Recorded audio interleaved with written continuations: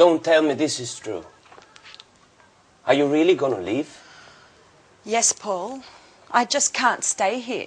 Since Mrs. Collins has arrived, the work climate has become unbearable. She never misses an opportunity to humiliate me and to assign me the most demeaning tasks. And what are you going to do now? Well, I've got in touch with a number of companies. This afternoon, for example, I have an interview with a publishing house. Publishing house? You're not going to become an author, are you? Precisely. You know it's always been a dream of mine. I don't think the interview is going to focus on my literary talents. Paul, you look awful. What's the matter?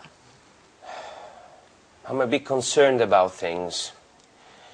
We're having a meeting with the major shareholders of Spector to take a look at the balance sheets. And is that a problem?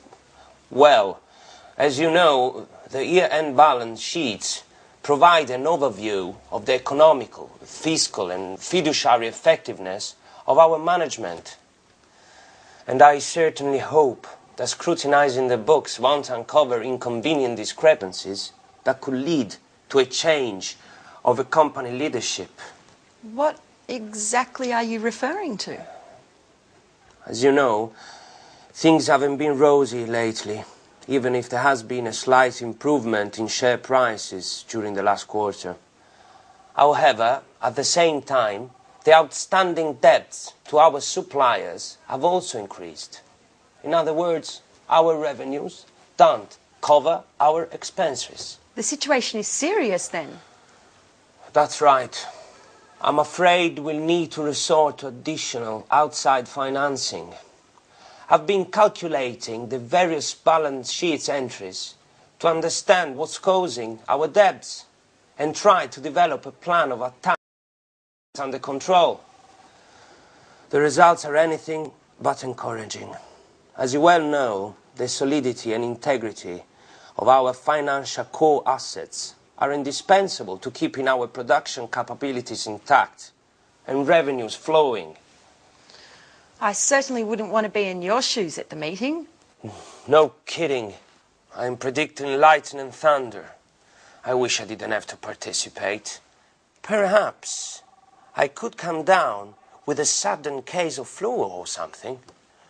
How about kidney inflammation accompanied by high fever caused by a highly contagious virus mysteriously present in the company? You'll laugh, but now that you won't be here, I'll have to double the work. By the way, they don't happen to need someone else at the publishing house you were speaking about. So you're a secret author as well? No, but I can do a lot of things. For example, use a computer, make photocopies, send faxes. That should be enough, shouldn't it? What a clown. I'm going to miss your jokes, Paul.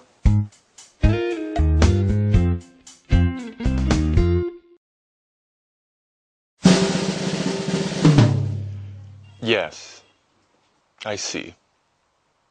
I understand. But it has to be done by Friday. Is that possible? Good, good. It's very important. We'll be in touch. Thank you. Goodbye.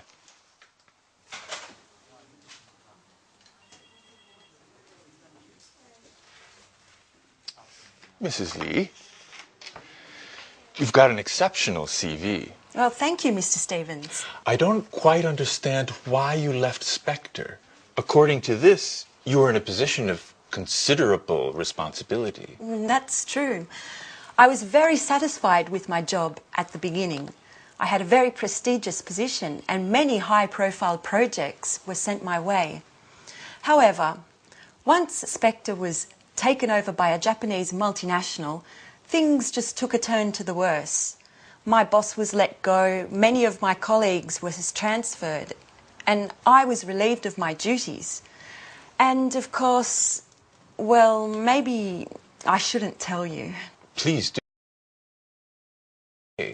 Well, the truth is, I just didn't get along with my new boss.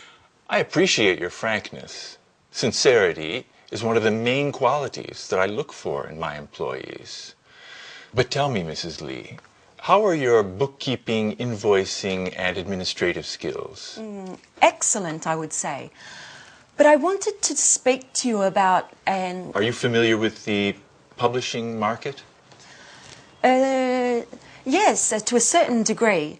But as I was saying, ever since I was a child, I've always been fascinated by... You can tell me about your dreams at another time, Mrs. Lee. Currently, we're busy with our year-end balance sheet, and I need a well-trained assistant to prepare an assessment of our administrative expenses and to study our assets and liabilities. You, considering your experiences, appear to be a perfect fit. Well, thank you, Mr. Stevens. Blown over. I was wondering if perhaps you could take me into consideration as Yes? an author. I'm quite talented. My literature professor at university used to encourage me. This is not a school, Mrs. Lee. I got in touch with you to speak to you about our marketing office. That's what I'd like to hire you for. Please don't be offended, but keep your dreams to yourself for the moment. As far as books are concerned, we can get started on the bookkeeping immediately. Certainly. But later? We'll see. We'll see.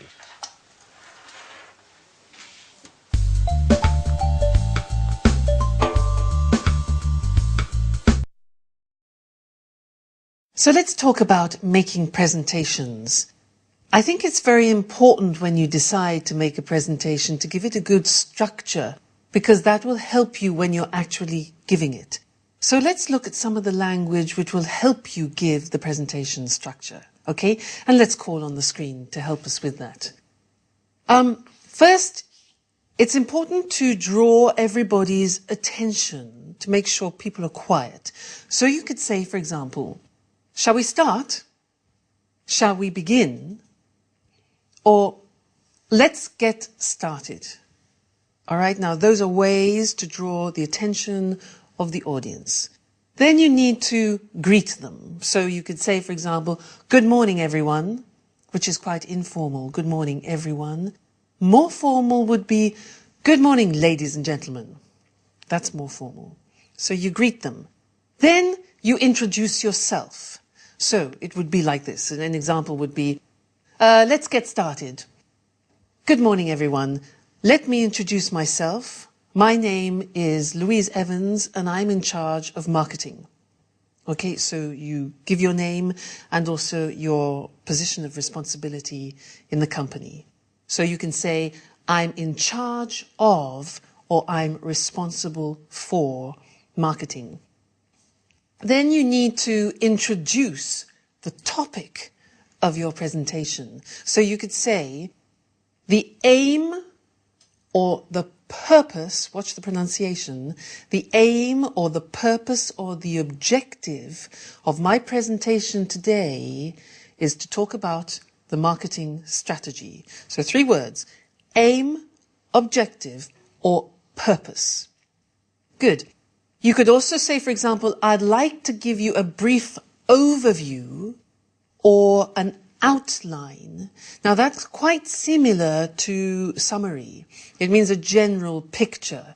So I'd like to give you an overview or an outline of our marketing strategy. Then you need to usually divide the presentation up into 3 or 4 or 5 points. So we could say, I'll divide my presentation up into 4. Notice we say, I'll divide my presentation up into. It's quite complicated, that.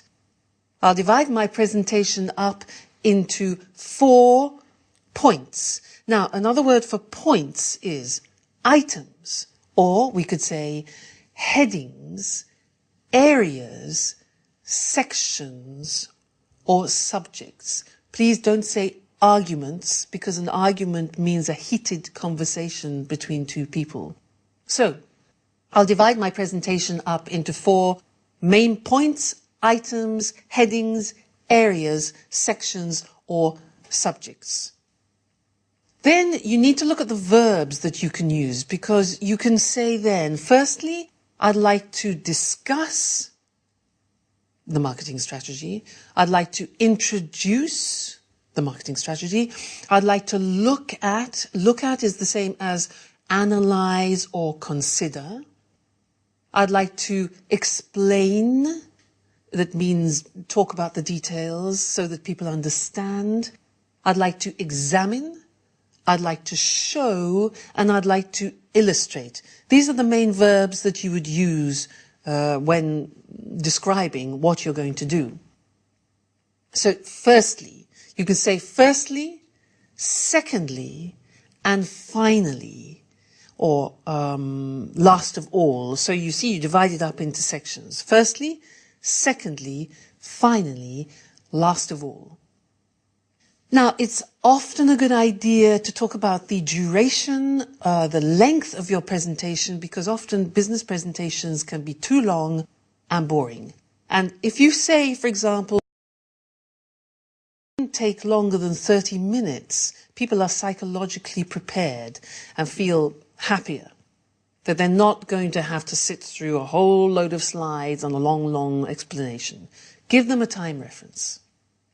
Then, you need to decide when you're giving your presentation if you want people to interrupt you during it or if they should ask questions at the end of your presentation. Now, if you want to invite participation during the presentation,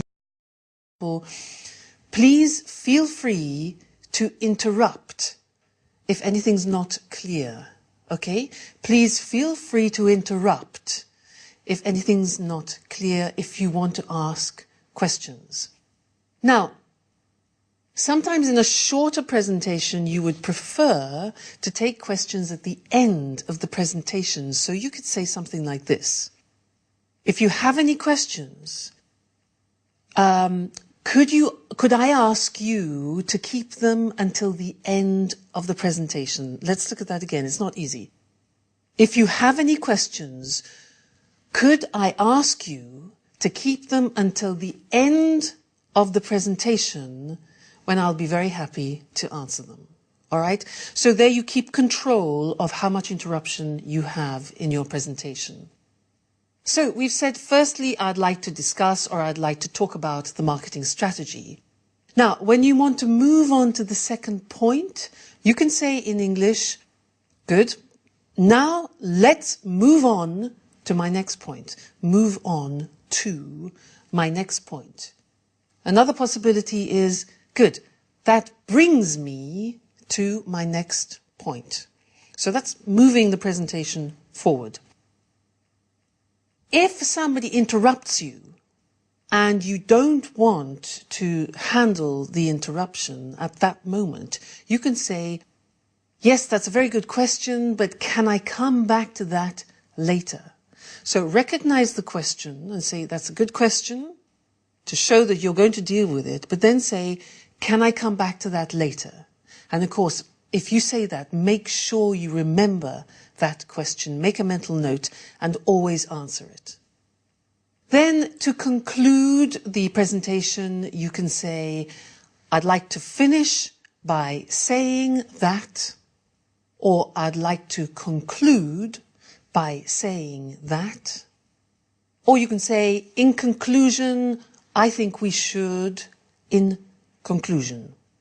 And the very last things to say are usually, thank you very much for coming. Thank you for your attention is not necessary because you're doing the work. They're there to listen to you. So it's just better, I think, to say, that's it, which means it's finished. And thank you very much. Thank you very much for coming, or thank you very much. All right?